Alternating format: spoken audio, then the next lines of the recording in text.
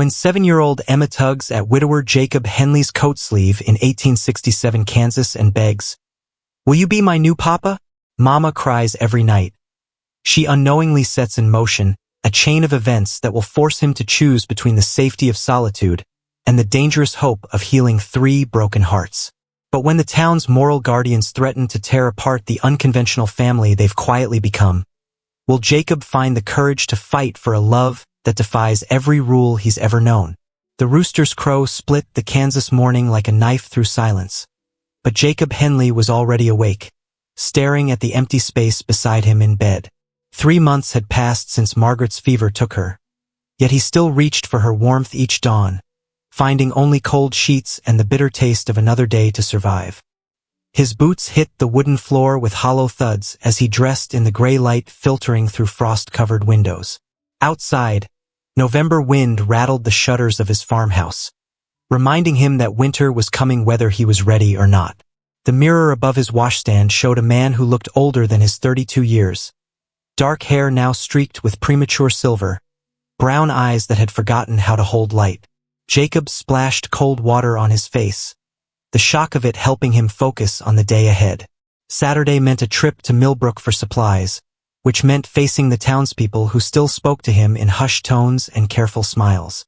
They meant well, these neighbors who had known him since he'd arrived as a young man full of dreams. But their kindness felt heavy as stones in his pockets. The walk to the barn took him past Margaret's garden, now brown and brittle with autumn's touch. She had loved that patch of earth, coaxing tomatoes and beans from the stubborn Kansas soil with a patience he'd never possessed. Now weeds poked through the fence slats like fingers reaching for something lost. His horse, a steady bay mare named Duchess, nickered softly as he approached. Animals, Jacob had learned, didn't offer sympathy or avoid his eyes. They simply accepted what was and moved forward. He wished he could do the same. "Morning, girl," he murmured, running his hand along her neck. Her coat was thick with winter growth, and her breath made white clouds in the cold air. "Ready for town?" The ride to Millbrook usually took 30 minutes, but today Jacob let Duchess set her own pace. The countryside rolled past in shades of gold and brown, cornfields harvested down to stubble, oak trees holding their last leaves like clenched fists. In the distance, smoke rose from other farmhouse chimneys, reminding him that families were gathering for breakfast, sharing warmth and conversation he no longer had. Millbrook appeared around a bend in the road like a collection of wooden blocks scattered by a giant child. The main street stretched between 2 rows of buildings, the general store, the bank, the church with its white steeple pointing toward heaven like an accusing finger. Saturday morning brought farmers and their families to town, their wagons lined up outside businesses like horses at a watering hole. Jacob tied Duchess to the hitching post outside Fletcher's Mercantile and took a deep breath. The bell above the door would announce his entrance, and conversations would pause as heads turned his way.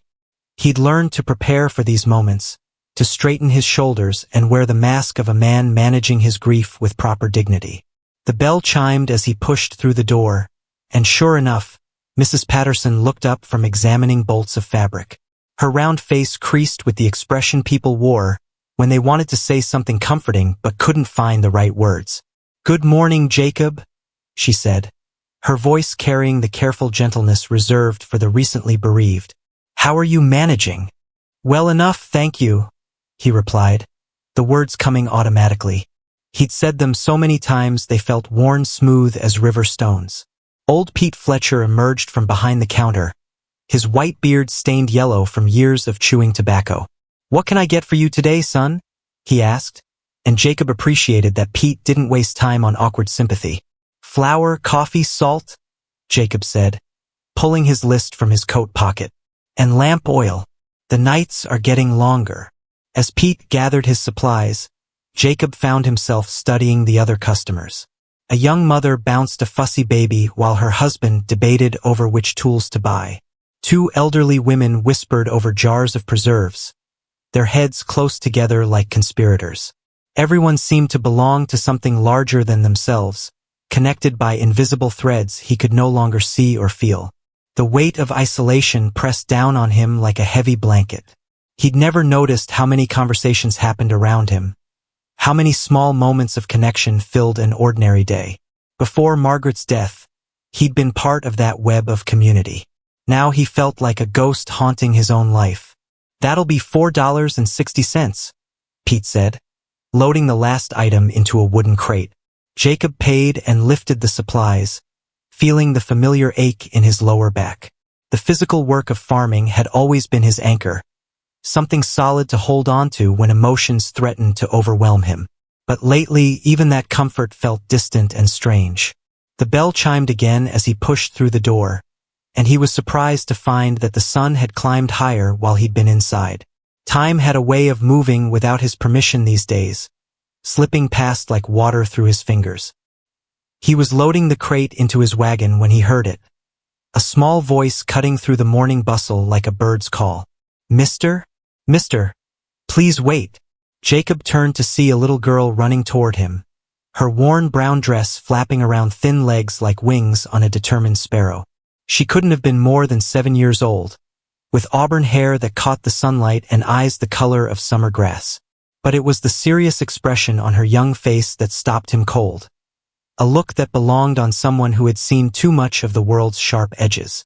She skidded to a halt beside his wagon, breathing hard and clutching a small cloth doll against her chest.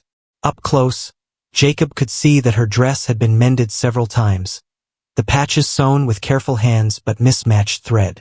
Her shoes were scuffed and a size too big, stuffed with what looked like newspaper to make them fit. "Mister," she said, her voice carrying a weight that made his chest tighten. "I need to ask you something very important." Jacob glanced around, expecting to see a parent rushing to collect their wayward child. Instead, he saw only the usual Saturday morning crowd going about their business, paying no attention to the small drama unfolding beside his wagon. "Where's your mama, little one?" he asked, crouching down to bring himself closer to her eye level. "She's probably looking for you." The girl shook her head, her grip tightening on the doll. "Mama's at home doing the washing. She doesn't know I came to town." Her green eyes studied his face with an intensity that made him uncomfortable. "Are you married, mister?" The question hit him like a physical blow. Why do you ask?" "Because you look sad the same way Mama does," she said with the brutal honesty only children possess. "And I thought maybe you could help each other not be so lonely." Jacob's breath caught in his throat. How could this small person see through him so easily when grown adults tiptoed around his grief like it was a sleeping dog they didn't want to wake? "What's your name?" he asked, stalling for time while his mind tried to process what was happening. "Emma Morrison," she said, straightening her shoulders as if announcing herself to royalty.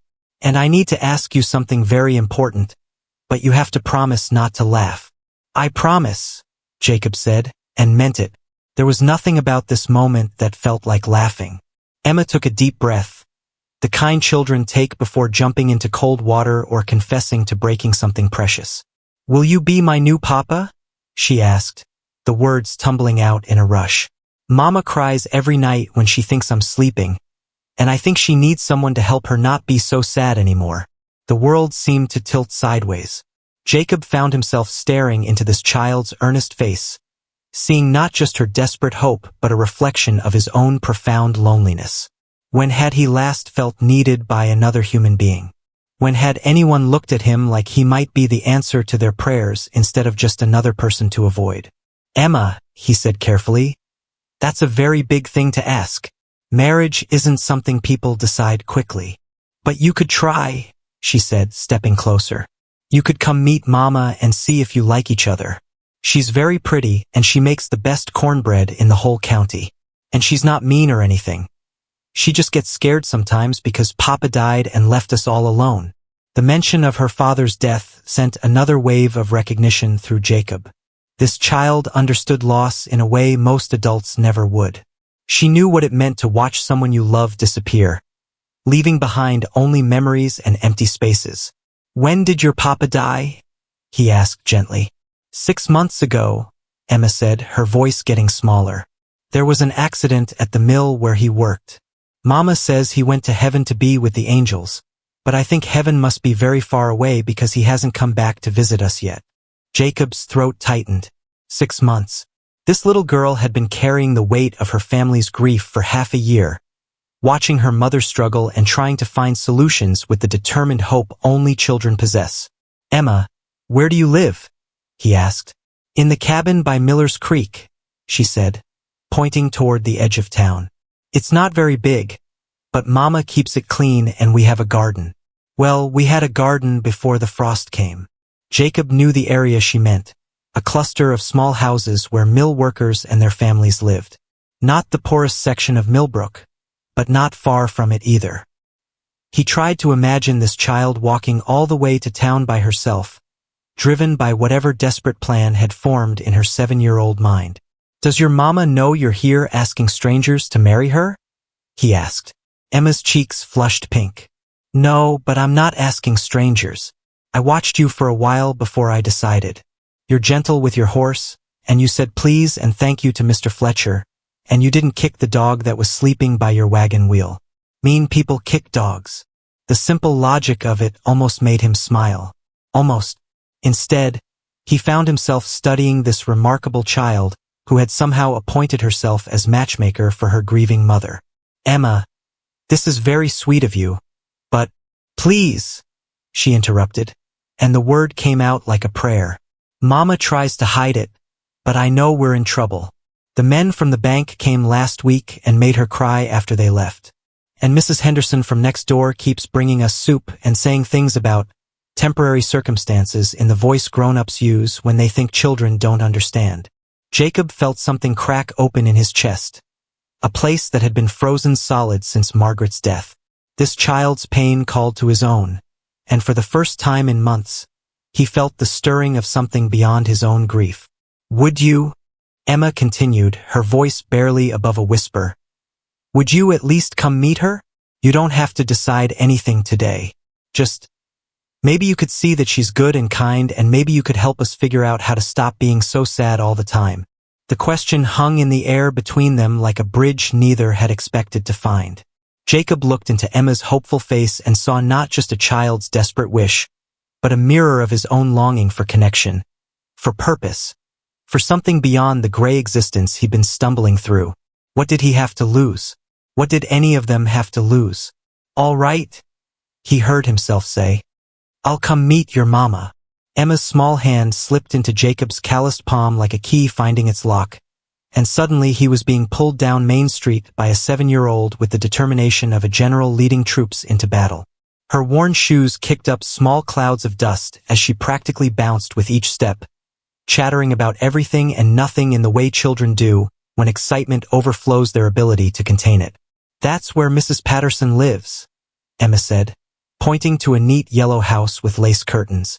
"She makes the most beautiful quilts, but her cat is mean and tries to scratch you if you pet it wrong. And that's the church where Papa used to take us on Sundays before he got too tired from working so much." Jacob found himself studying the town through Emma's eyes, seeing details he'd missed in his fog of grief. The way morning glory vines climbed the posts of Mrs. Chen's front porch, the crooked sign hanging outside the barber shop, the small garden behind the schoolhouse where someone had planted sunflowers that now stood tall as fence posts, their heavy heads drooping with seeds. "Do you like flowers, mister?"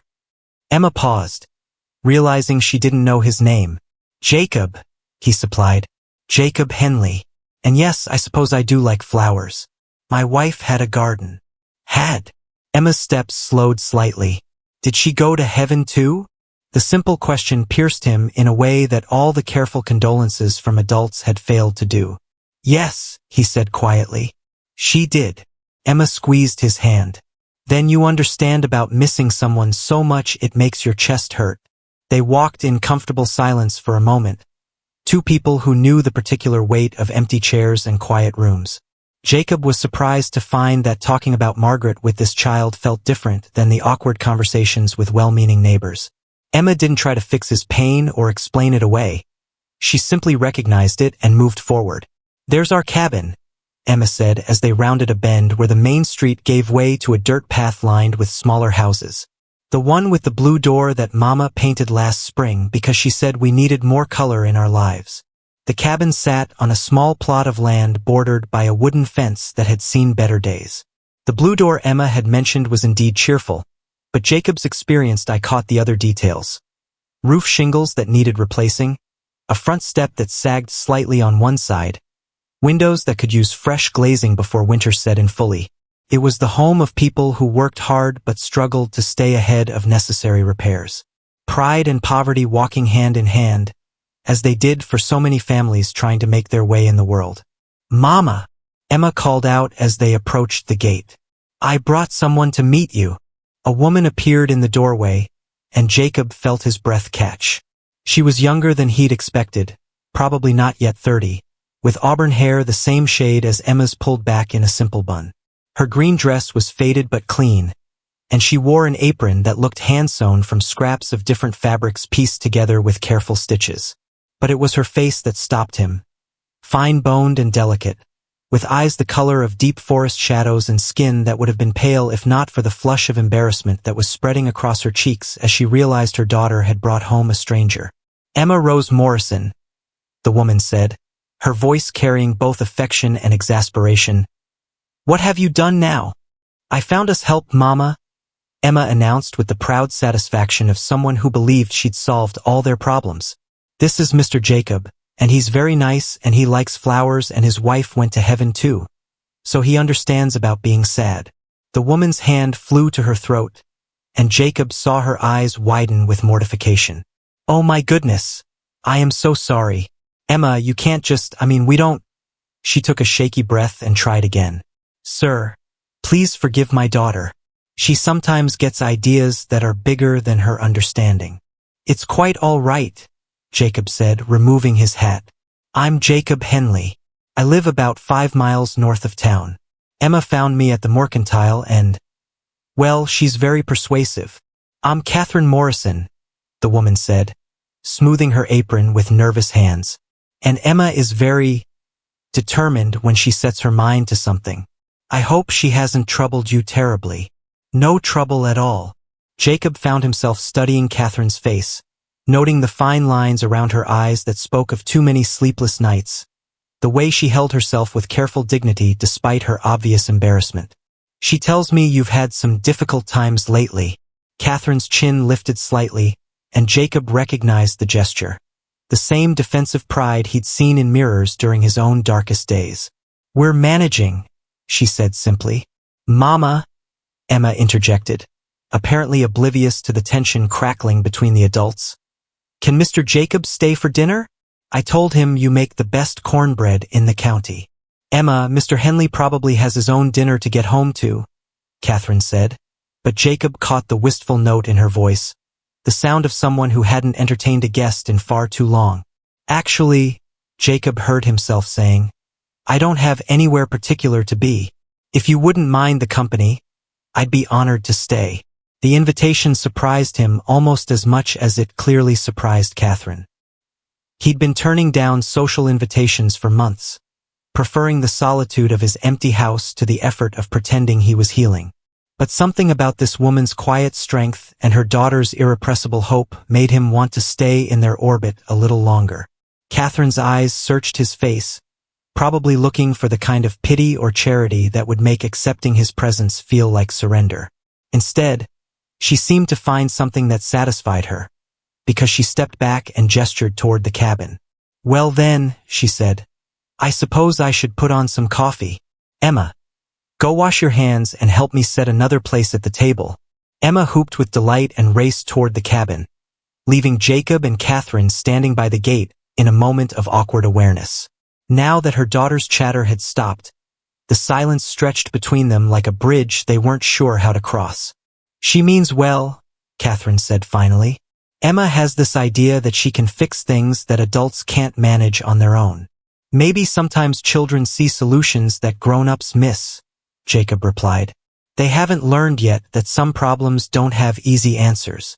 Catherine's smile was small but genuine. "You might be right about that." She paused, then added, "I should warn you that Emma will probably spend the entire meal trying to convince you that we're the family you never knew you needed. She's been worried about me, and I'm afraid she's decided that finding me a husband is the solution to all our troubles. And what do you think? Jacob asked, surprised by his own boldness. Catherine was quiet for a long moment, studying the ground between them. When she looked up, her eyes held a mixture of longing and caution that he understood completely. I think, she said carefully, that some problems are more complicated than a 7-year-old can comprehend. But I also think that kindness is rare enough that we shouldn't turn it away when it appears on our doorstep, even if it comes wearing an unexpected form. As they walked toward the blue door together, Jacob found himself wondering when he'd stopped believing that unexpected kindness was possible in his life. Emma's voice drifted out from the cabin, singing a nonsense song about sunshine and cornbread, and for the first time in months, Jacob felt something in his chest loosen slightly. Maybe the child was onto something after all. The inside of the Morrison cabin was smaller than Jacob's front parlor, but it felt warmer than any space he'd occupied in months. Sunlight streamed through windows that sparkled with recent cleaning. Illuminating walls painted a soft yellow that made the whole room glow like the inside of a buttercup. Handmade curtains hung at the windows, sewn from fabric that had probably started life as something else entirely, but had been transformed by skilled hands into something cheerful and new. A small table dominated the main room, surrounded by 3 mismatched chairs that had been painted to coordinate despite their different origins. The 4th chair, clearly added for Jacob's visit, was a simple wooden stool that Emma had dragged over from beside the stove and covered with a folded quilt to make it more suitable for company. It's not much, Catherine said, following his gaze around the room. But it's home. Jacob noticed what she didn't say, that every surface gleamed with careful attention, that the few possessions visible were arranged with the kind of pride that comes from making the best of what you have. A small shelf held 3 books, their spines worn smooth from handling. A braided rug covered most of the rough wooden floor, its colors suggesting it had been made from scraps of fabric too good to throw away but too small for larger projects. It's lovely, he said, and meant it. The cabin radiated the kind of warmth that came from being truly lived in and cared for, something his own house had lost when Margaret died. Emma bustled around the small space like a busy bee, setting out plates and forks with ceremonial importance. Mama, should we use the good cups? She asked, gesturing toward 2 delicate china teacups that sat on a high shelf like precious artifacts. The everyday cups are fine, sweetheart, Catherine replied, but Jacob caught the way her eyes lingered on the china. Wedding gifts, perhaps, or family heirlooms too precious to risk in daily use. Tell me about yourselves, Jacob said as Catherine bustled around the small kitchen area, checking a pot of stew and sliding a pan of cornbread into the oven. How long have you lived in Millbrook? Emma was born here, Catherine said, wiping her hands on her apron. My husband Daniel and I came from Missouri when we married. He got work at Fletcher's Mill and we thought. She paused, her voice catching slightly. We thought we'd build something permanent here. Emma climbed onto her chair and folded her hands in her lap with exaggerated politeness. Papa used to say that Kansas was a place where people could start over and become whoever they wanted to be. Smart man, Jacob said, though he wondered if Daniel Morrison had anticipated how hard that transformation could be, or what it would cost the people left behind when dreams got interrupted by tragedy. What about you, Mr. Jacob? Emma asked with the directness that seemed to be her trademark. Did you always live on a farm? I grew up in Ohio, Jacob said, accepting the cup of coffee Catherine offered him. It was stronger than he usually preferred, but it warmed him from the inside out. I came to Kansas about 8 years ago, bought land, and built a house. Met my wife at a church social. He paused, surprised by how easily the words came. Margaret loved the wide-open spaces here. She said the sky was bigger in Kansas than anywhere else. It is bigger, Emma agreed solemnly. Sometimes I lie on my back in the grass and try to see all the way to the edges, but there aren't any edges. It just goes on forever and ever. Catherine smiled at her daughter's observation. Emma's quite the philosopher when she puts her mind to it. The cornbread came out of the oven golden and fragrant, filling the small cabin with a smell that reminded Jacob powerfully of his own childhood. Catherine cut generous squares and served them alongside bowls of stew that proved to be rich with vegetables and tender chunks of meat. "This is wonderful," Jacob said after his first taste, and watched Catherine's face light up with the pleasure of someone whose cooking had been genuinely appreciated. "Mama grows most of the vegetables herself," Emma said proudly, "and she trades her sewing work to Mr. Peterson for meat sometimes. Mama can sew anything, dresses, curtains, even men's shirts. She made this dress for me, and nobody can tell it didn't come from a real store." Jacob glanced at Catherine, noting the way she ducked her head at her daughter's praise, but also the way her shoulders straightened slightly. Pride and embarrassment seemed to walk hand in hand for this woman, who clearly worked hard to provide for her child but found it difficult to accept compliments about her efforts. "Emma tells me you've had some challenges lately," Jacob said carefully, not wanting to pry but sensing that understanding their situation was important if he was going to be any help to them. Catherine's spoon paused halfway to her mouth. "Emma talks too much sometimes," she said gently, but without real reproof. "The bank men made Mama cry," Emma said, apparently deciding that adult discretion was overrated. "They came with papers and said we had to pay money we don't have or they'd take our house away." "Emma," Catherine said, her voice sharper now, "that's not something we discuss with guests."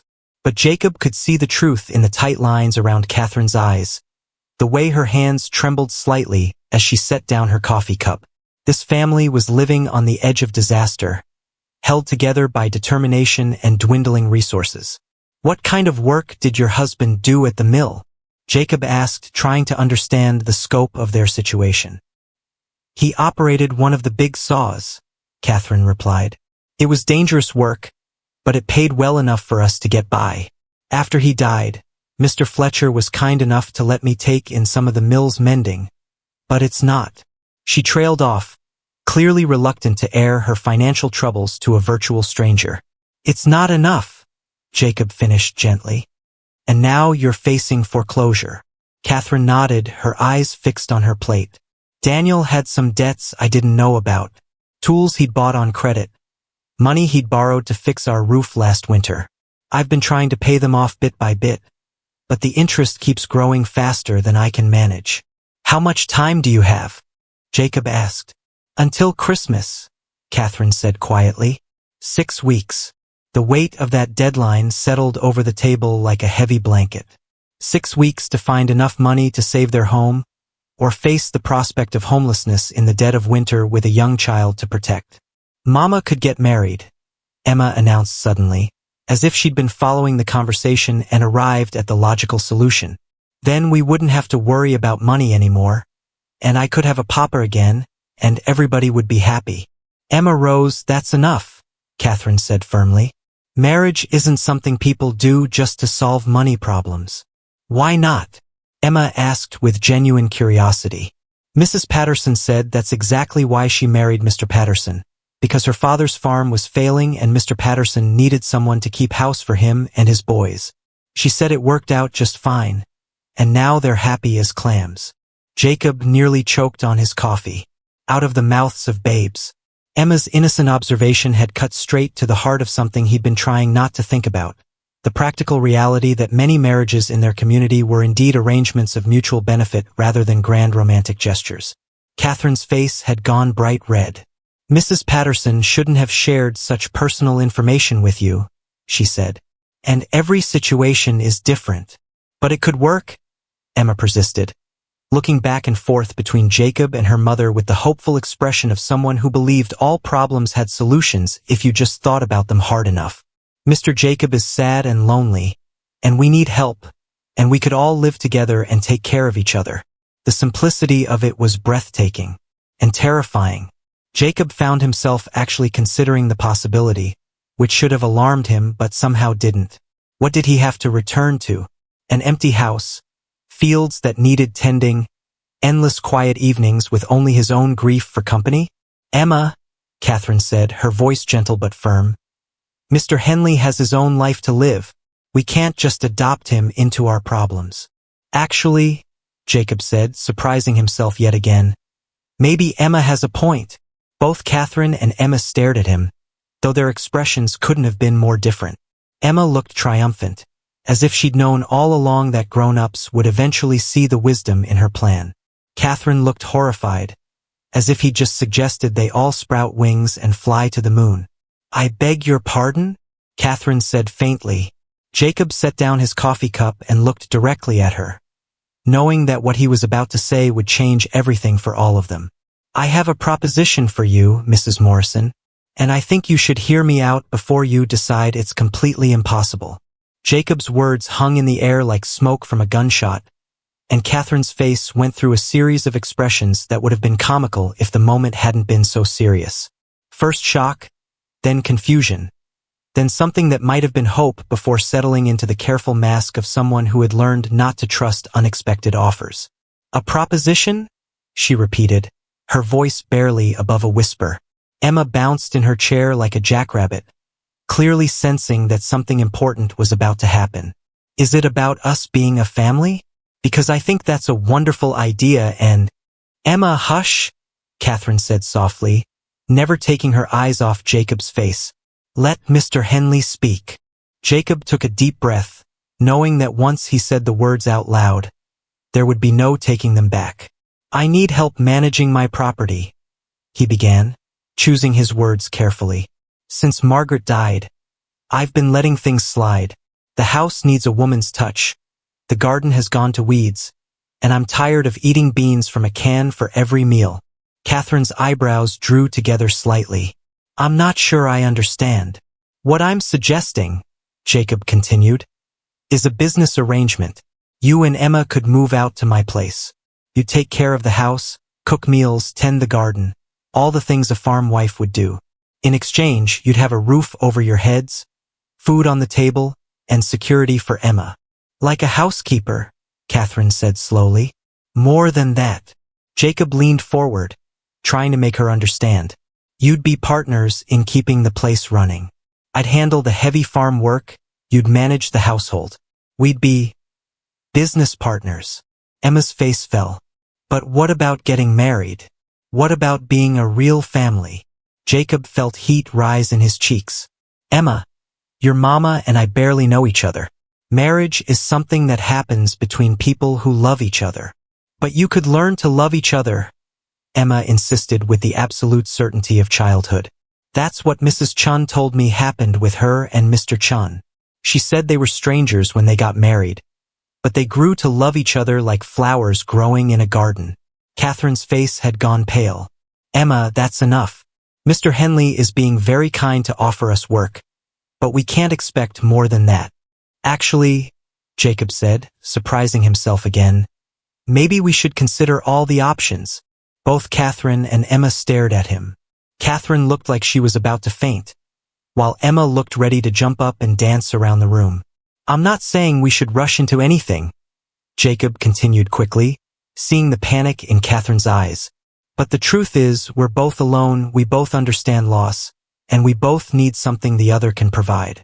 Maybe we could start with the business arrangement and see what develops." The silence that followed was so complete that Jacob could hear the wind rattling the windows and the soft hiss of the fire in the stove. Catherine's hands were clasped so tightly in her lap that her knuckles had gone white. "You're talking about marriage," she said finally. "I'm talking about partnership," Jacob corrected. "Marriage might come later, if we both decide that's what we want. But for now, I'm offering you and Emma a home, security, and a chance to start over." Catherine's eyes filled with tears, but she blinked them back determinedly. "Why?" she asked. "Why would you do this for strangers?" Jacob considered the question, trying to find words for feelings he didn't fully understand himself. "Because Emma was right about something. I am lonely. I've been so focused on my grief that I forgot there might be other ways to live. And because—" He paused, looking at Emma's hopeful face and Catherine's careful expression. "Because maybe helping you helps me too." "But what would people say?" Catherine asked. "An unmarried woman living in your house? The gossip alone would." "Let them talk," Jacob said, and was surprised by the firmness in his own voice. "We know the truth of the arrangement. That's what matters." Emma could no longer contain herself. "So we could really come live with you?" And I could have my own room? And we could plant a garden together in the spring. Emma, slow down, Catherine said. But Jacob could see that she was wavering. The practical side of her was recognizing the solution to their immediate problems, even as her pride rebelled against accepting charity. It's not charity, Jacob said, as if he could read her thoughts. I need the help and you need the security. It's a fair trade. Catherine stood up abruptly and walked to the window, staring out at the yard where clothes hung on a line like prayer flags in the wind. I need time to think about this, she said without turning around. Of course, Jacob said. Take all the time you need. But Catherine, he waited until she turned to face him. Don't let pride make the decision for you. Sometimes the practical choice is also the right choice. As he prepared to leave, Emma walked him to the door, her small hand tucked into his again. You really mean it, don't you? She asked. About us coming to live with you? I mean it, Jacob said, and realized he did. Completely. Will you have animals? I've always wanted to pet a cow. Jacob smiled, the first genuine smile he'd felt in months. I have cows and chickens, and a pig named Gertrude who thinks she's a dog. Emma giggled. A pig named Gertrude. That's the silliest thing I ever heard. As Jacob walked back toward town, he found himself thinking about the look on Catherine's face when he'd made his offer. Fear and hope warring in her eyes, the desperate desire to say yes battling with the voice that told her it was too good to be true. He understood that voice. He'd been listening to it himself for months, the one that whispered that he didn't deserve happiness, that he should be content with his grief and his solitude. But Emma's simple question had cracked something open in him, and for the first time since Margaret's death, he could imagine a future that didn't look exactly like his lonely past. Whether that future included marriage or just partnership, he wasn't sure. But he was sure that he wanted to find out. Catherine stood at her kitchen window long after Jacob's figure disappeared down the path, her mind churning like butter that refused to thicken. Outside, the first snowflakes of the season were beginning to fall, each one a tiny reminder that winter was coming whether she was ready or not. The sight of them made her stomach clench with familiar worry. Snow meant higher fuel costs, more food needed to keep warm, and fewer opportunities for the kind of odd jobs that had been keeping them afloat. Mama! Emma's voice pulled her from her anxious thoughts.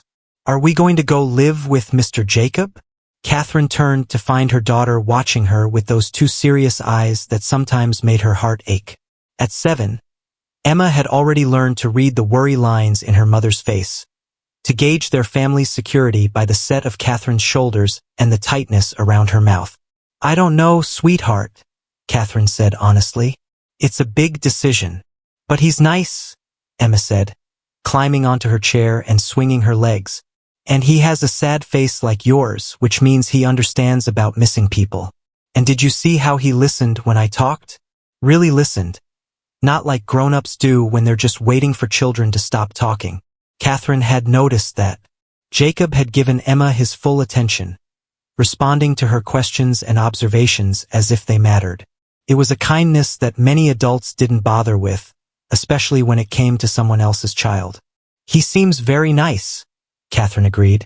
But Emma, we can't make decisions about our whole lives based on someone being nice to us for one afternoon. Why not? Emma asked with the straightforward logic that made Catherine both proud and exasperated. Nice people are better than mean people, and lonely people understand other lonely people. And we're all lonely, so maybe we could be lonely together and then we wouldn't be lonely anymore. Despite everything, Catherine felt her lips twitch with the beginning of a smile. That's some interesting mathematics, young lady. It makes sense, Emma insisted. 1 + 1 + 1 = 3, but 3 lonely people together equals 0 lonely people. I learned that from Mrs. Patterson's quilting circle. You learned mathematics from a quilting circle? I learned that when people put their pieces together, they make something bigger and better than what they had when they were all separate, Emma explained solemnly. Mrs. Patterson said that's what families do too. Catherine sank into the chair across from her daughter, feeling the weight of all the decisions she'd been carrying alone for the past 6 months. Emma, what if Mr. Jacob changes his mind? What if we go live with him and he decides he doesn't like having us around. Then we'll leave, Emma said with a shrug. But what if he doesn't change his mind? What if he likes us so much that he wants to keep us forever? What if the bank takes our house next month and we have nowhere to go anyway? Catherine asked herself silently, though she didn't voice the thought. Emma was worried enough without adding the full weight of their financial situation to her small shoulders. But the truth was becoming impossible to ignore. She'd been over the numbers a dozen times, and there was no way to make them work. Even if she found more sewing jobs, even if she took in washing, even if she worked every waking hour until Christmas, she couldn't earn enough to pay off Daniel's debts and keep up with the mortgage payments. A knock at the door interrupted her brooding. Catherine opened it to find Mrs. Henderson from next door, holding a covered pot and wearing the expression of someone who had difficult news to deliver. "Good evening, Catherine," Mrs. Henderson said. "I brought you some vegetable soup. I made too much, and I thought you and Emma might enjoy it." "That's very kind of you," Catherine said, accepting the pot. Mrs. Henderson had been bringing them extra food for weeks now, and they both knew it wasn't really extra. It was charity, delivered with enough dignity to make it bearable. "May I come in for a moment?" Mrs. Henderson asked. "There's something I need to discuss with you." Catherine's heart sank. Conversations that began with, "There's something I need to discuss," rarely brought good news. Mrs. Henderson settled herself at the kitchen table and folded her hands in her lap. She was a woman in her 50s, with graying hair and kind eyes that had seen enough of life to recognize trouble when it appeared on her doorstep. "Catherine, dear," she began, "I've been talking with some of the other ladies in town, and we're all concerned about your situation." "We're managing fine," Catherine said quickly, the automatic response of someone who had learned to guard her family's privacy. "I'm sure you're doing your best," Mrs. Henderson said gently. "But winter is coming, and we all know how difficult things have been since Daniel passed. We've been wondering if you've given any thought to other arrangements." "What kind of other arrangements?" Catherine asked, though she had a sinking feeling she already knew. "Well, my sister in Missouri has been looking for help with her children. She's got 4 little ones and another on the way, and her husband does well enough to pay a fair wage. You could take Emma and make a fresh start somewhere new." Catherine felt the familiar tightness in her chest that came whenever someone suggested she should leave Millbrook. "This is our home," she said firmly. "I know, dear, but sometimes home isn't about the place. Sometimes it's about making the best decision for your child's future."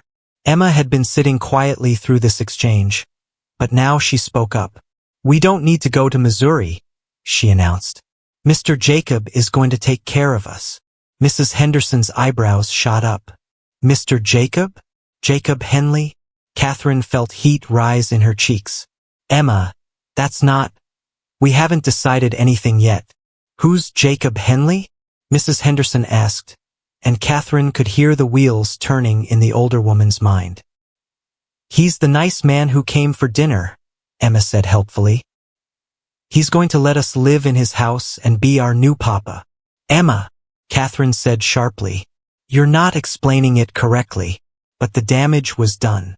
Mrs. Henderson's expression had shifted from concern to something much more complicated.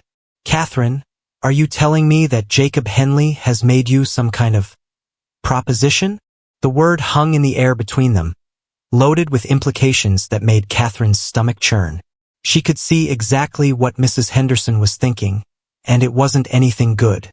"It's not what you think," Catherine said quickly. "He offered us work. A business arrangement. Nothing improper." "A business arrangement," Mrs. Henderson repeated slowly. "With a man who's been a widower for less than 4 months, living alone in a house miles from town." "Yes," Catherine said, lifting her chin. "A perfectly respectable business arrangement." Mrs. Henderson stood up, her face grave. "Catherine, dear, I don't think you understand how this will look to people. A young widow moving in with a grieving widower, calling it work. The gossip alone could ruin both your reputations." "Then maybe people should mind their own business," Catherine said, surprised by her own boldness. "Maybe they should," Mrs. Henderson agreed. "But they won't. And you need to think about what that means for Emma. for her future in this community. After Mrs. Henderson left, Catherine sat in the growing darkness, Emma curled up beside her like a sleepy kitten. The snow was falling harder now, coating the world in white silence, and Catherine found herself thinking about Jacob's offer with new urgency. She could stay here and fight a losing battle against debt and gossip, or she could take a chance on something that might, just might, turn out to be the answer to prayers she'd been too proud to pray. "Mama!" Emma's sleepy voice broke the silence. "Are you going to say yes to Mr. Jacob?" Catherine looked down at her daughter's trusting face and made a decision that would change all their lives. "Yes," she said quietly. "I think I am." The whispers started before Catherine and Emma had even finished loading their belongings into Jacob's wagon, spreading through Millbrook like spilled molasses. Slow but impossible to clean up. Mrs. Patterson watched from behind her lace curtains as they carried Emma's small trunk down the front steps, her disapproving frown visible even from across the street. Two women shopping at Fletcher's Mercantile stopped their conversation mid-sentence when Catherine walked past, their heads swiveling to follow her progress like sunflowers tracking the sun. "Are people mad at us, Mama?" Emma asked as she clutched her cloth doll and watched the townspeople's strange behavior. Her 7-year-old mind couldn't understand why Mrs. Chun had suddenly found urgent business inside her shop when they approached, or why the postmaster had tipped his hat with an expression that looked more like pity than politeness. "Some people don't understand when others make choices that are different from what they expect," Catherine replied carefully, lifting Emma's few dresses into the wagon bed. Each garment had been washed, mended, and folded with extra care, as if perfect presentation could somehow shield them from judgment. Jacob emerged from the cabin carrying the last box of their possessions, a pitiful collection that represented everything they owned in the world. His jaw was set in a hard line, and Catherine noticed the way his eyes swept the street, taking in the watching faces and calculating their hostility with the sharp attention of a man who'd learned to read dangerous situations. "Ready?" he asked, but his tone suggested they should leave quickly, before the whispers turned into something more direct. The ride to Jacob's farm passed in tense silence, broken only by Emma's excited chatter about seeing the animals and exploring her new home. Catherine appreciated her daughter's innocent joy, but she couldn't shake the feeling that they were fleeing rather than simply moving. Behind them, Millbrook grew smaller until it disappeared entirely, taking with it their last connection to the life they'd known. Jacob's farmhouse appeared around a bend in the road like a promise of sanctuary. It was larger than Catherine had expected, a 2-story structure with a wide front porch and windows that caught the afternoon light like welcoming eyes. The paint was fading and the shutters needed repair, but the bones of the house were solid, built by someone who'd planned to stay. "It's beautiful," Catherine breathed, and meant it. The house sat in a clearing surrounded by bare-branched oak trees, with outbuildings scattered around the property like children playing in a vast yard. Even in winter's grip, she could see the potential: flower gardens along the front walk, vegetable plots behind the house, maybe fruit trees planted where they'd catch the morning sun. "Margaret designed it," Jacob said quietly. She had very specific ideas about how a farmhouse should look. The mention of his late wife sent a chill through Catherine that had nothing to do with the December air. She was moving into another woman's house, sleeping in another woman's bed, trying to fill another woman's place. What if Jacob's grief made it impossible for him to see her as anything more than a poor substitute for what he'd lost? Emma had no such complicated feelings. She tumbled out of the wagon like a puppy released from a crate, racing toward a chicken coop where fat hens pecked at scattered corn. "Look, Mama, real chickens. Can I name them? Can I collect the eggs? Can I?" "Slow down, sweetheart," Catherine called, but she was smiling. Emma's joy was infectious, and for the first time since they'd left town, Catherine felt some of her worry ease. Whatever challenges they faced, at least Emma would be happy here. Jacob led them through the front door into a parlor that took Catherine's breath away. The room was spacious and well lit, with furniture that spoke of comfort rather than just function. A stone fireplace dominated one wall, cold now but promising warmth on winter evenings. Built-in bookshelves held more volumes than Catherine had ever seen in a private home. "The kitchen's through here," Jacob said, gesturing toward a doorway. And there's a room upstairs that would be perfect for Emma. The kitchen was a cook's dream. A large stove, plenty of counter space, and windows that looked out over rolling fields. Catherine ran her fingers along the smooth wood of the work table, imagining herself kneading bread dough and stirring soup while Emma did her schoolwork nearby. But it was Emma's reaction to her new bedroom that nearly brought Catherine to tears. The little girl stood in the doorway of a sunny room with yellow walls and a window seat perfect for reading, her eyes wide with wonder. "Is this really mine?" she whispered. "Just mine. Just yours," Jacob confirmed, and Catherine saw something gentle and paternal in his expression that made her heart skip. Perhaps this arrangement would work after all. Their first week fell into a routine that surprised Catherine with its naturalness. She woke early to start breakfast while Jacob tended the animals, and by the time he returned, coffee was brewing and eggs were sizzling in the pan. Emma helped where she could, feeding chickens and gathering eggs with the serious concentration of someone who'd been given important work. Evenings were the hardest part. After Emma went to bed, Catherine and Jacob sat in the parlor like polite strangers, making careful conversation about weather and farming while the space between them hummed with unspoken questions. They were sharing a house but not a life, partners in domestic routine but not in anything deeper. It was during their second week that the first real test came. Catherine was hanging laundry when she heard wagon wheels in the drive and looked up to see Reverend Matthews approaching with two other men she recognized as church elders. Their faces wore the grim expressions of soldiers marching into battle. Jacob emerged from the barn and walked to meet them, his posture straight and unwelcoming. Catherine moved closer to the house, instinctively positioning herself where she could hear the conversation while staying out of direct sight.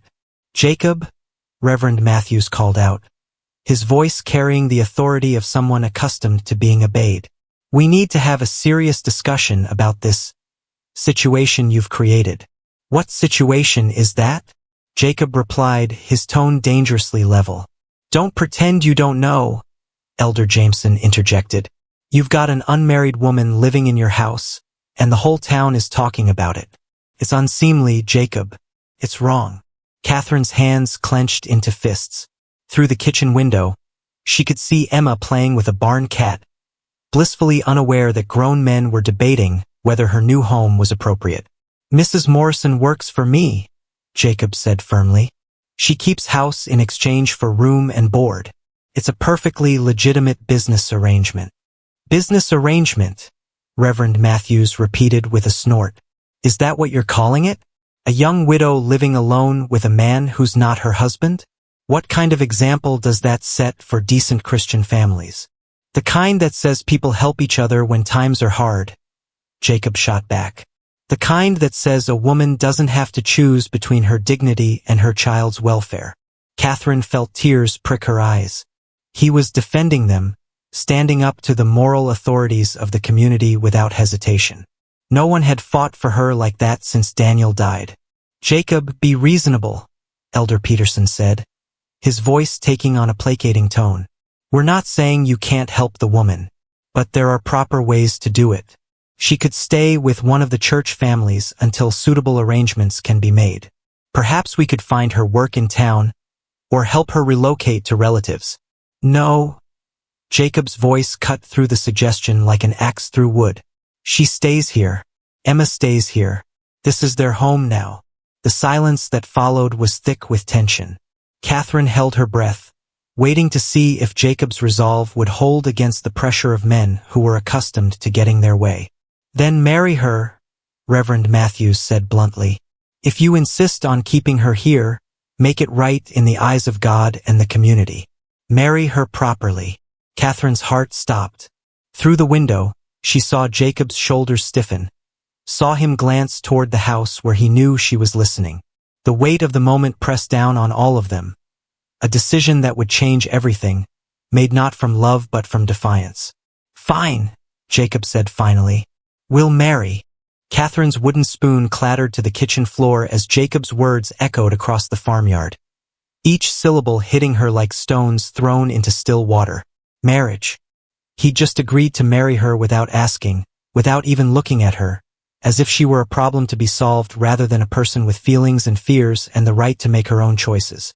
Her hands shook as she bent to retrieve the spoon, her mind reeling with the implications of what had just happened.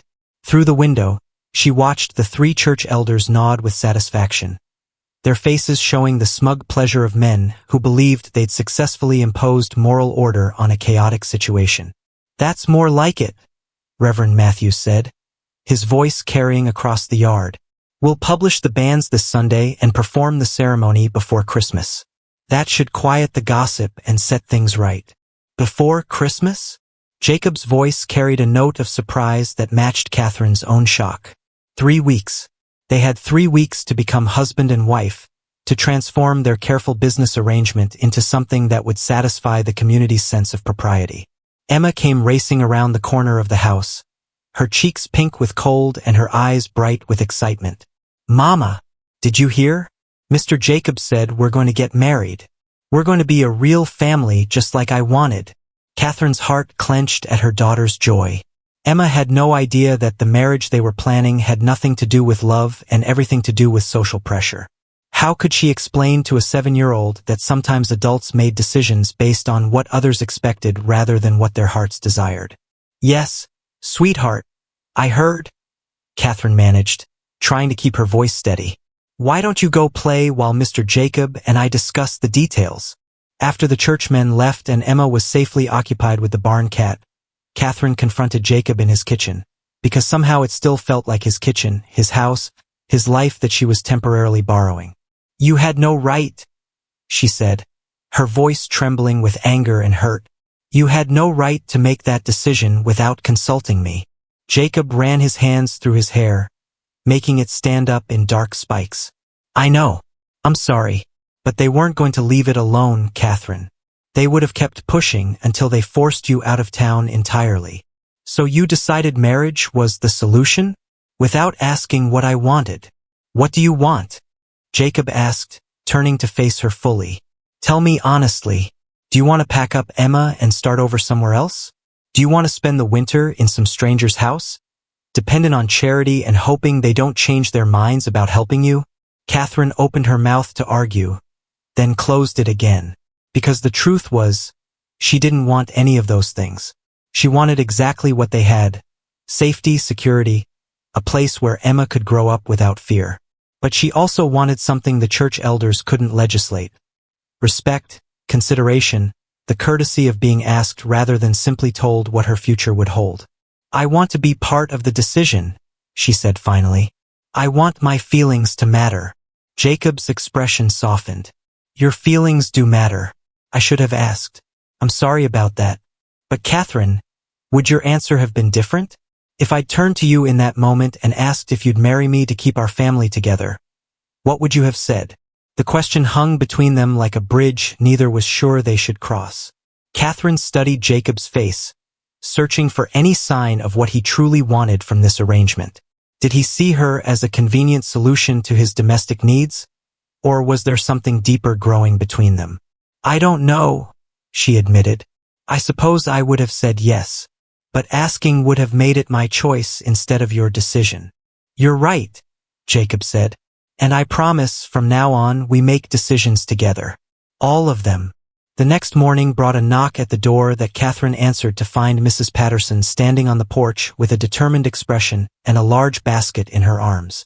"I've come to help with wedding preparations," Mrs. Patterson announced, pushing past Catherine into the kitchen as if she'd been invited. "A bride needs support from other women, and since your own mother isn't here to help, the ladies of the church have decided to step in." Catherine blinked in surprise. Yesterday these same women had been whispering about her improper living arrangements. Today they were offering help with her wedding? The sudden shift felt dizzying. "That's very kind," Catherine said carefully, "but I'm not sure what preparations are needed. It's going to be a simple ceremony." "Nonsense," Mrs. Patterson said briskly, beginning to unpack her basket.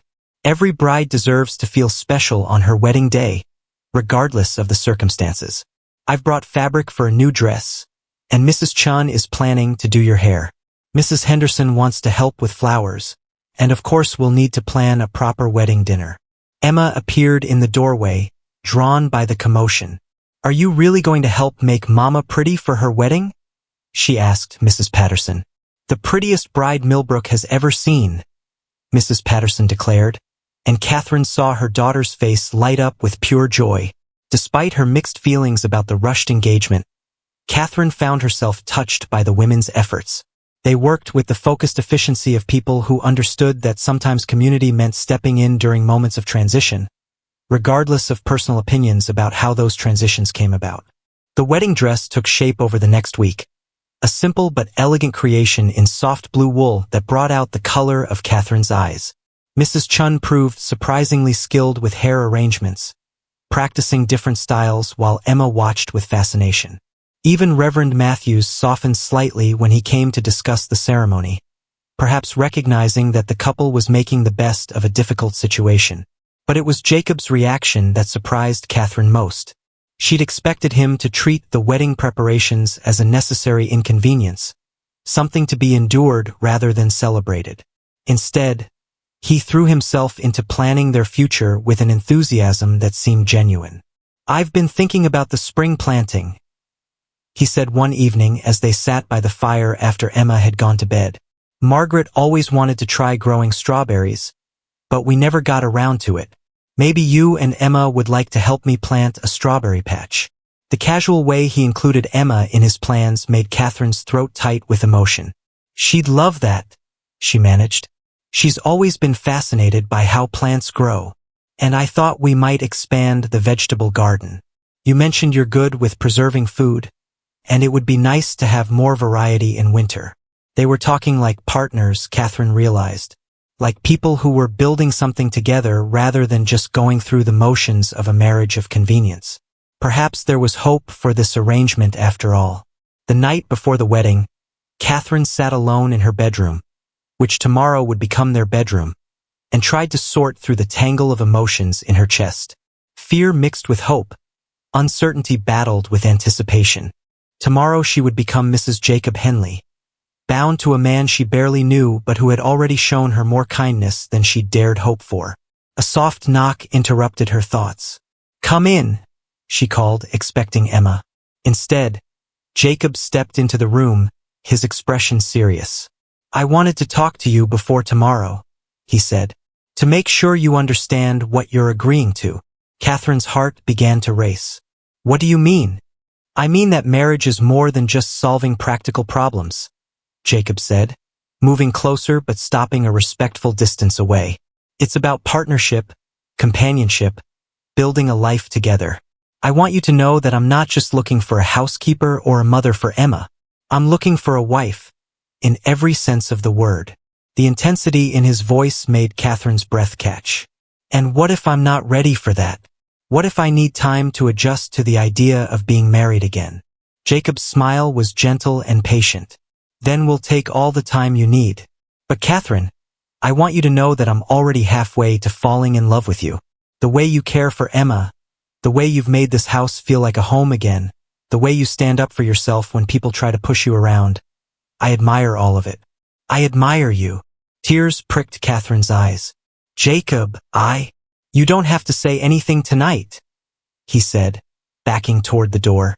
"Just know that tomorrow isn't just about satisfying the busybodies in town. For me, it's about choosing the woman I want to spend my life with." After he left, Catherine sat in the darkness and felt something shift inside her chest.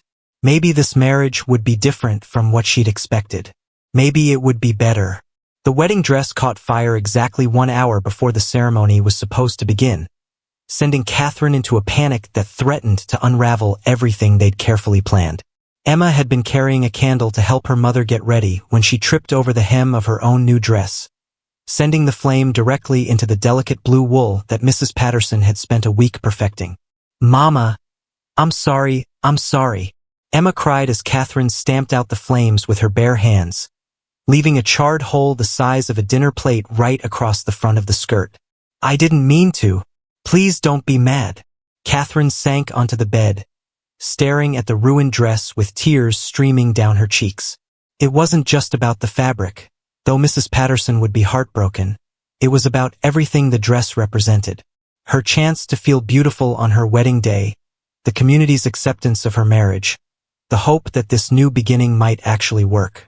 "We can fix it," Emma said desperately, her small hands patting at the burned edges as if she could somehow make the damage disappear.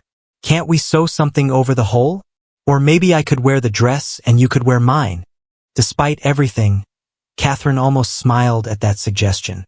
Emma's dress would barely cover her knees, but the gesture was so sweetly offered that it made her heart ache with love for this child, who always tried to solve everyone else's problems. A knock at the bedroom door interrupted her moment of despair.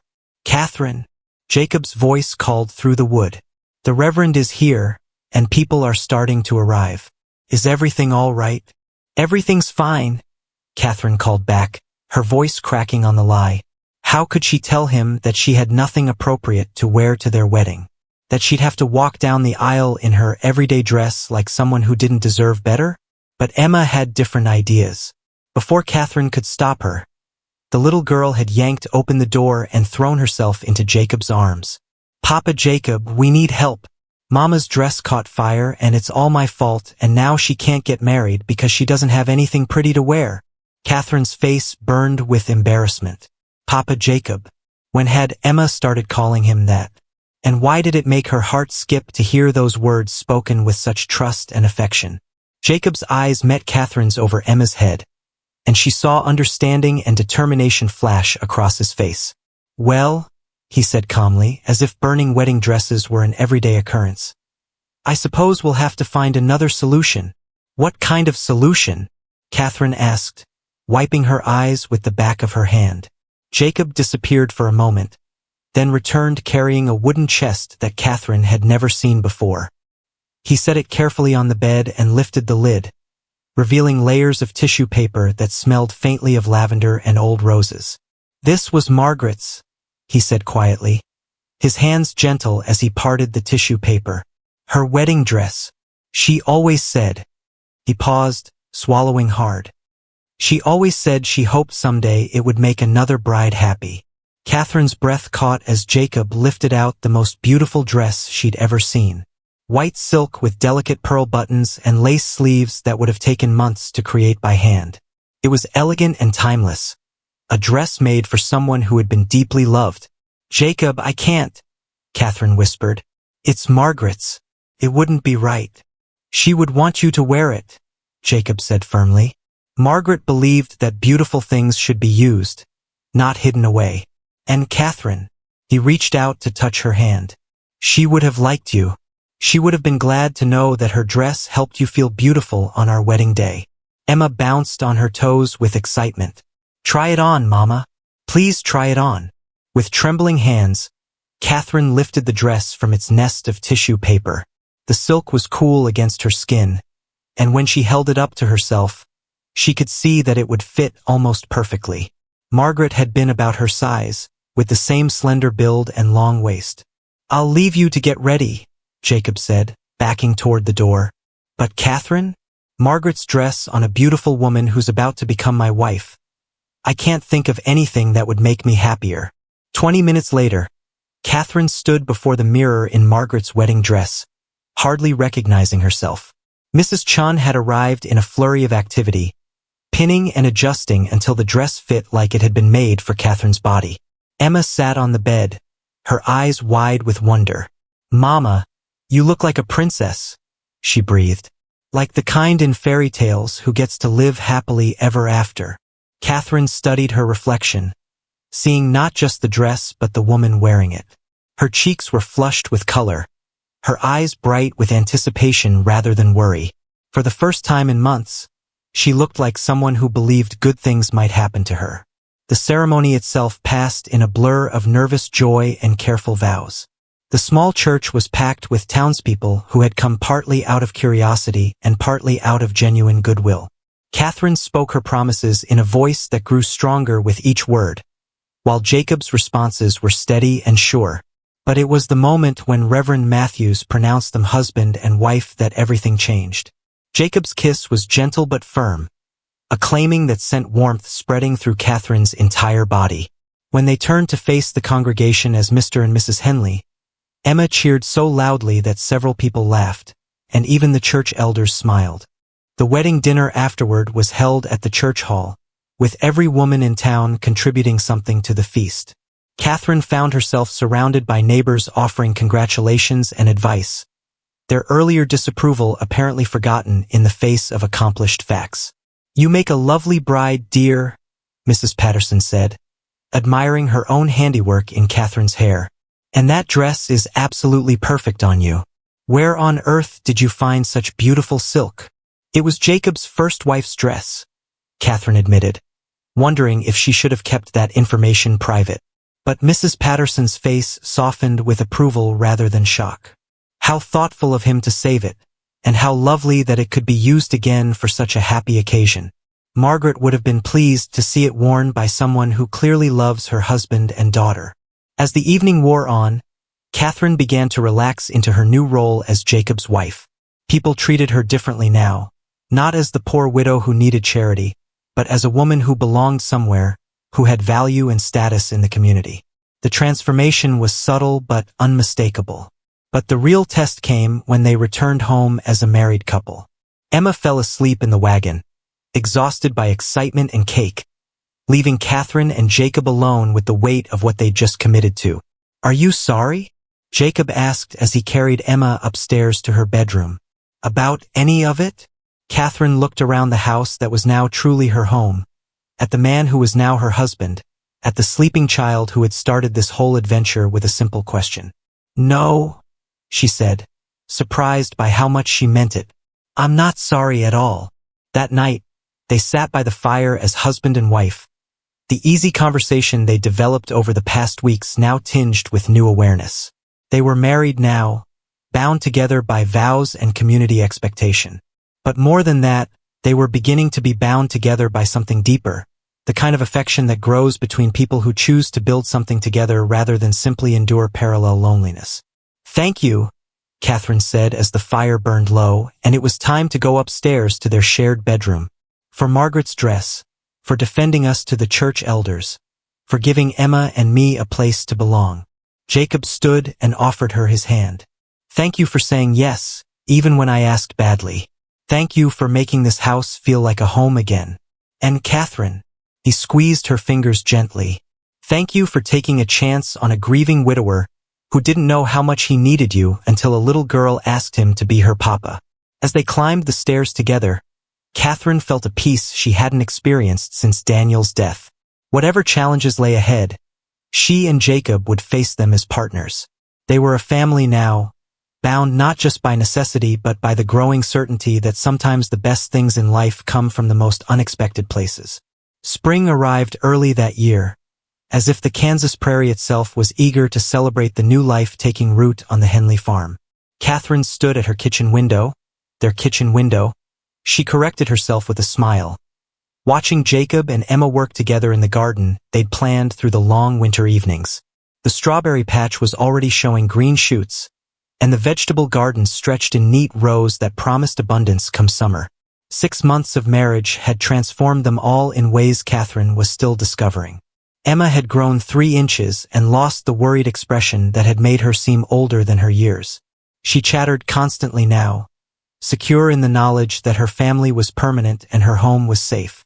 The child who had once begged strangers to be her papa now had a father who taught her to milk cows, read her stories every night, and listened to her observations about cloud shapes with the serious attention they deserved. But it was Jacob's transformation that amazed Catherine most. The hollow-eyed widower who had stumbled through his grief was gone, replaced by a man who whistled while he worked and laughed at Emma's jokes. He'd gained weight, filling out his clothes properly for the first time since Margaret's death. More importantly, he'd gained something else, a sense of purpose that went beyond mere survival. "Mama!" Emma's voice carried across the yard. "Come see how big the pumpkin plants are getting." Catherine wiped her hands on her apron and stepped outside, breathing in air that smelled of rich earth and growing things. The farm was thriving under their combined care. Jacob's fields were the greenest in the county. Catherine's garden was the envy of every farm wife for miles around, and their pantry was already well stocked with preserves and pickles that would see them through the next winter. But their success had not gone unnoticed, and not everyone in the community was pleased with how well the Henley family was doing. The trouble started with a visit from Daniel Morrison's brother, Robert, who arrived unannounced on a humid Tuesday morning when Jacob was in town getting supplies. Catherine was hanging laundry when she looked up to see a tall, thin man with familiar green eyes standing by her clothesline. "Hello, Catherine," Robert said, his voice carrying a coldness that made her hands still on the wet sheets. "You're looking well. Prosperity agrees with you." "Robert," Catherine replied carefully. She hadn't seen Daniel's brother since the funeral, hadn't expected to see him again. He lived in Missouri and had shown little interest in her or Emma after Daniel's death. "What brings you to Kansas?" "I think you know," Robert said, his eyes scanning the prosperous farm with obvious resentment. "I've been hearing interesting stories about my late brother's widow. How she landed on her feet so quickly after his death. How she managed to secure herself such a comfortable situation." Catherine felt heat rise in her cheeks. "If you have something to say to me, Robert, please say it plainly." "All right then." Robert stepped closer, and Catherine caught the smell of whiskey on his breath despite the early hour. "I'm saying that Daniel's daughter deserves better than to be raised by a man who's not her blood. I'm saying that maybe it's time Emma came to live with her real family." The words hit Catherine like a physical blow. "Emma is with her real family," she said, fighting to keep her voice steady. "Jacob loves her as much as any father could." "Jacob's not her father," Robert snapped. "Daniel was her father, and I'm Daniel's brother. That little girl has Morrison blood in her veins, and she belongs with Morrisons. Emma belongs where she's loved and cared for." Catherine shot back, her fear transforming into fierce protectiveness. "She belongs where she's happy and safe." "Safe?" Robert laughed bitterly. "You call this safe? Living with a man you barely knew? Playing house like some kind of—" "That's enough," Catherine interrupted, her voice sharp as broken glass. "You have no right to come here and insult my marriage or question my decisions about my daughter." "Don't I?" Robert's eyes glittered with malice. "I've been talking to people, Catherine. People who remember how quickly you moved from one man's bed to another. People who wonder if maybe you were keeping company with Jacob Henley before Daniel was even cold in his grave." Catherine felt the world tilt sideways. "That's a lie," she whispered. "Is it? Or is it just what people naturally think when a woman moves that fast? When a child calls another man Papa so easily?" Robert smiled, and it was the cruelest expression Catherine had ever seen. "I could take Emma with me right now. I'm her blood uncle, and any court would see the sense in removing her from this questionable situation." "You won't touch her," Catherine said, her voice deadly quiet. "You won't even try."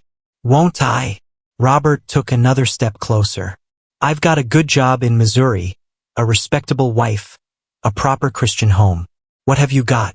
A marriage of convenience to a man who took advantage of your desperation? A reputation that's already questionable at best."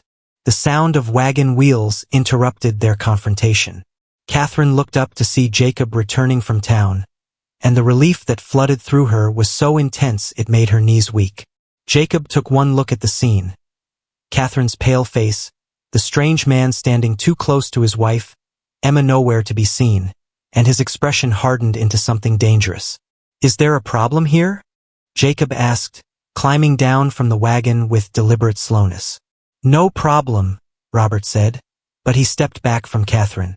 "Just visiting with my late brother's widow. Getting reacquainted with family." Jacob's eyes found Catherine's, and she saw him read the fear and anger in her face. "Catherine, why don't you go check on Emma?" he suggested quietly. "I'll handle things here." Catherine wanted to stay, wanted to be part of whatever confrontation was coming, but she also needed to make sure Emma was safe.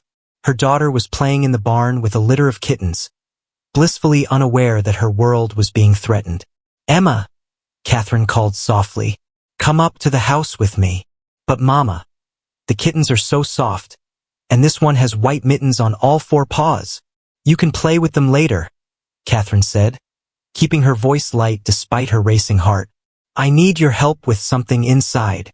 As they walked toward the house, Catherine could hear the low rumble of male voices from the yard. Jacob's steady and controlled, Robert's rising with anger.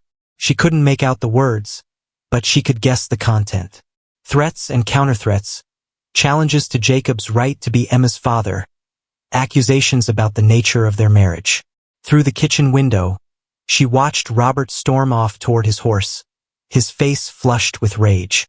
Jacob stood in the yard, his hands clenched into fists, watching until the man disappeared completely. When Jacob finally came inside, his expression was grim. "We need to talk," he said quietly. Emma was happily occupied with drawing pictures of kittens at the kitchen table, giving Catherine and Jacob the privacy they needed for difficult conversation. Catherine felt her stomach clench with anxiety as she saw the worry in her husband's eyes. "What did he want?" she asked, though she already knew. "Emma," Jacob said simply. "He wants to take Emma back to Missouri. Claims she belongs with blood family rather than strangers." "You're not a stranger," Catherine said fiercely. "You're her father in every way that matters." "I know that, and you know that, but the law might see things differently," Jacob admitted. "If he takes this to court, if he can convince a judge that our marriage was improper or that Emma would be better off with relatives." Catherine felt tears threaten. "What can we do?" Jacob reached for her hands, holding them firmly in his own. "We fight," he said simply. "We show everyone in this community that Emma is exactly where she belongs. We prove that our family is real and strong and worth protecting. And if that's not enough," Jacob's jaw set with determination, "then we'll cross that bridge when we come to it. But Catherine, I want you to know something." He squeezed her hands. "I didn't marry you just to give Emma a home. I married you because I was falling in love with you. And Emma isn't just the child who came with the woman I wanted. She's my daughter now, in my heart and in every way that counts. No court in the world is going to take her away from us without the fight of their lives." Looking into Jacob's eyes, Catherine saw not just determination but something deeper, the fierce protectiveness of a man defending his family. Whatever challenges Robert Morrison thought he could bring against them, he had no idea what he was up against. They were no longer three separate people trying to survive their individual losses.